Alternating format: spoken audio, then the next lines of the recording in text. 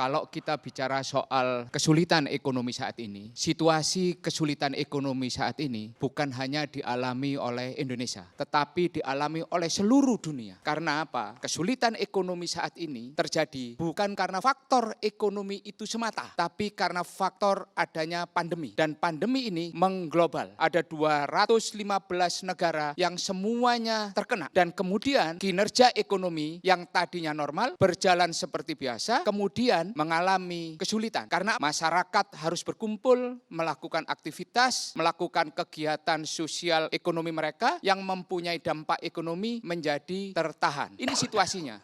Tadi dikatakan oleh Pak Didin bahwa ada situasi katanya COVID ini melengkapi dan membuat lebih komplit. Memang ada situasi-situasi kondisi ekonomi memang sedang tidak dalam kondisi ideal, kondisi paling fit. Tetapi itu juga bukan karena faktor ekonomi internal kita. Sebelum COVID ada namanya perang dagang antara Amerika dan Cina. Amerika dan Cina ini sebagai pemegang kendali ekonomi nomor 1 dan ekonomi nomor 2 dunia, ketika mereka melakukan perang dagang, maka dampaknya juga dirasakan oleh seluruh negara di dunia. Setelah itu terjadi COVID. Ada dampak karena trade war, ada dampak karena COVID. Nah, ini yang harus kita perhatikan dengan sungguh-sungguh. Tadi saya dengan segala keprihatinan yang mendalam ingin mengucapkan bela sungkawa atas apa yang terjadi di Nias, apa yang terjadi di Dumai, bahwa tragedi itu terjadi. Tragedi kemanusiaan, dan ini harus kita memberikan simpati yang dalam. Apakah itu kemudian menjadi masalah yang memang masalah sosial, masalah keluarga yang latar belakangnya seperti apa, tetapi itu adalah tetap sebuah tragedi. Kalau kita melihat sisi krisisnya, tragedi itu selalu ada. Dalam sejarah krisis ekonomi tahun 1928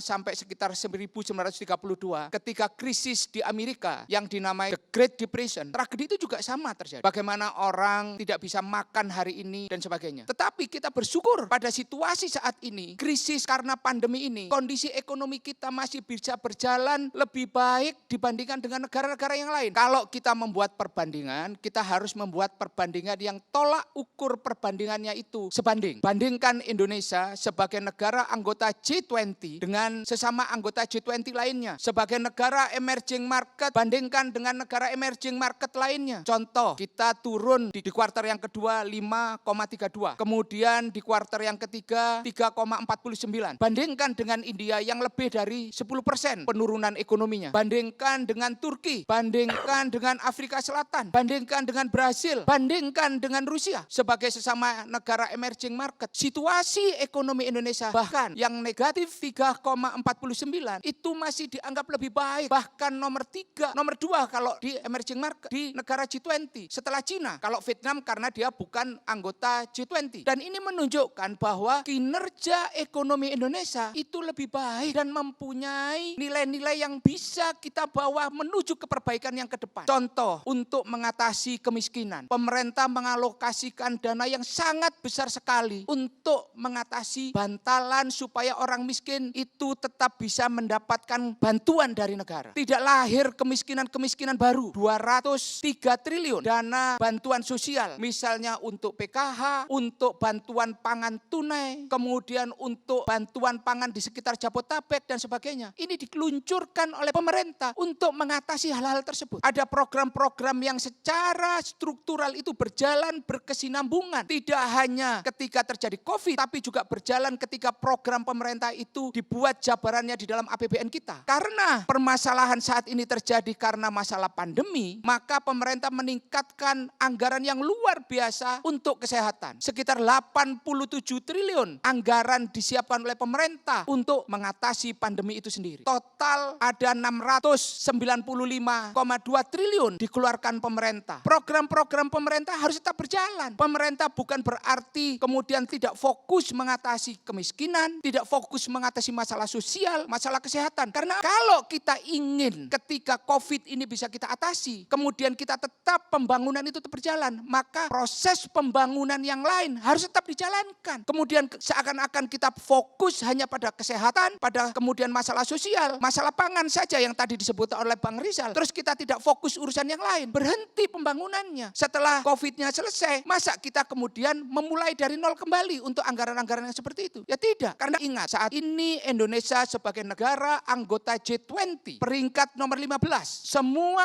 aspek pembangunan itu harus berjalan untuk menjaga kebesaran volume ekonomi itu sendiri. Tidak boleh kemudian kita fokus di satu atau dua, tiga bagian, yang lain kita tinggalkan dan kemudian secara agregat ekonomi itu menjadi menyusut. Tidak mungkin itu dilakukan oleh negara sebesar Indonesia. Maka ketika kita memikirkan bagaimana kesinambungan ekonomi, maka pikiran besar itu harus lahir. Apa? Yang lain kita naikkan, yang lain tidak kita tinggalkan. Karena sistem ekonomi harus tetap berjalan. Program infrastruktur nanti akan menjadi penguat bagi pembangunan setelah masalah ini kembali kita atasi. Semua analisa orang menyampaikan bahwa perubah arah permainan ini adalah vaksin. Ketika vaksin sudah disuntikan kepada seluruh masyarakat dan seluruh rakyat, maka ekonomi akan kembali. Dan siapa yang pertama kali kemudian bisa bangkit di awal? COVID ini juga memberikan pelajaran yang luar biasa. Melakukan lompatan transformasi. Transformasi dari konvensional yang tadinya kita banyak bersentuhan secara fisik, orang kemudian bersentuhan secara digital. Dan ini memberikan kesempatan juga kepada anak-anak muda yang cerdas, yang cemerlang, yang membangun inovasi teknologi digital untuk berkembang. Inilah kalau menurut saya yang menjadi perenungan kita bersama di dalam menghadapi COVID ini adalah kebersamaan, bersatu. Perasaan bersatu ini karena COVID ini adalah tantangan bagi peradaban manusia yang belum pernah ada dalam sejarah peradaban manusia sebelumnya. Dan kita kalau bersama-sama bersatu, kebersamaan inilah yang menyelamatkan kita. Karena itu tadi kalau misalnya kita mengalami kesulitan, contoh pilihan-pilihan kebijakan ekonomi selama pandemi COVID ini, semuanya tidak ada yang manis. Antara manis dan pahit, bukan. Semuanya adalah pilihan-pilihan pahit. Tapi mana pahit-pahit itu harus kita telan untuk membuat antibodi ekonomi kita menjadi sehat. Karena apa? Contoh tadi, penerimaan pajak kita turun. Apakah pantas pada situasi seperti ini pemerintah kemudian memungut pajak secara represif? Pengusahanya yang nanti akan teriak. Pilihannya apa? Ya berhutang. Tapi utang ini adalah untuk menyelamatkan